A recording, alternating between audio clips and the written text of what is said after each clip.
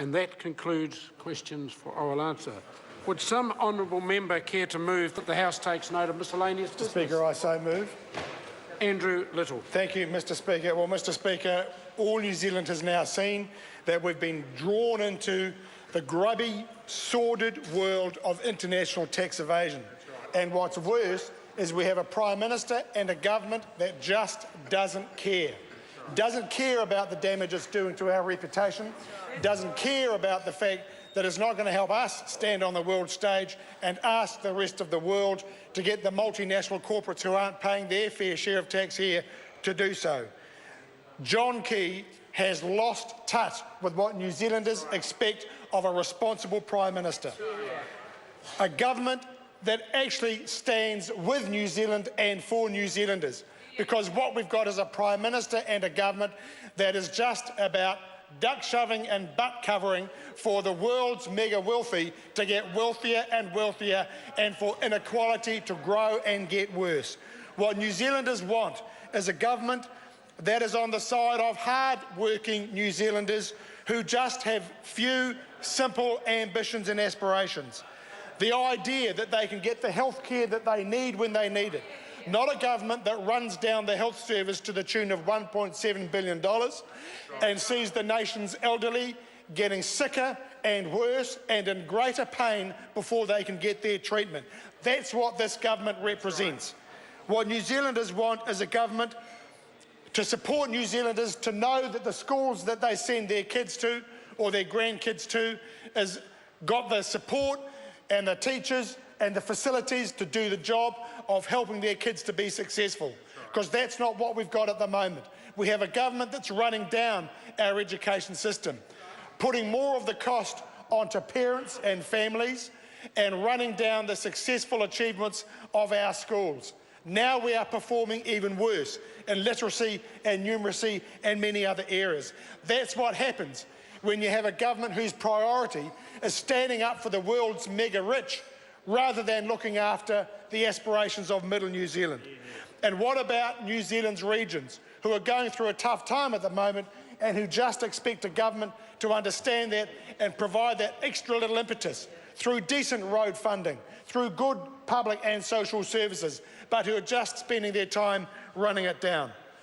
We don't have a government that's interested in the aspirations of middle New Zealand anymore.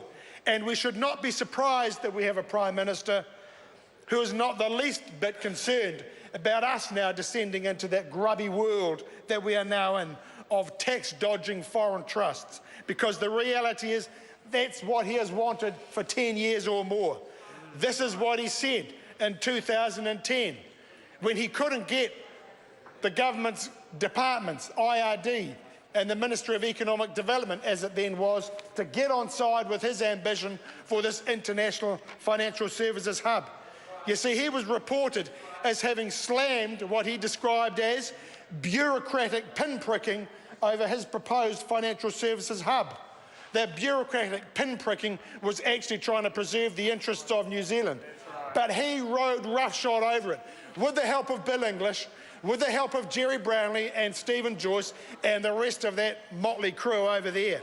You see, what John Key complained about was, as he described it, advice coming from the MED which basically says if you want to do this, you have to deliver the Magna Carta of documents. You see, you don't want accountability and responsibility when you just want to run your sham project of trying to get grubby money into New Zealand at any cost, which is what he wants. He went on to criticise the MED for saying, in his words, you've got to do all these things and need bipartisan support. And you see, here's the thing. The MED didn't say he needed bipartisan support. What they said was he needed to build the political capital or the political support for that whole idea. And once again, we see with this Prime Minister, as we've seen for the last 8 years, that he is not a regular friend or intimate friend of the truth. He is a passing acquaintance of it. You see, here's the truth about it, is that in just the last few years under his and Bill English's government, the number of foreign trusts used for dodging taxes in overseas countries has grown like topsy, from roughly 4,000 in 2009 to over 11 or nearly 11,000 now. prolific growth over that time, marketed overseas by law firms and agents here as the great place to do business because we are stable and we have a good reputation, but put your dodgy money here. New Zealanders deserve better, Mr. Speaker.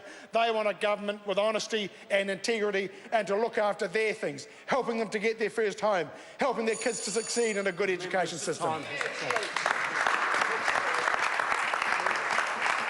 The question is that the motion be agreed to. The Honourable Dr Nick Smith.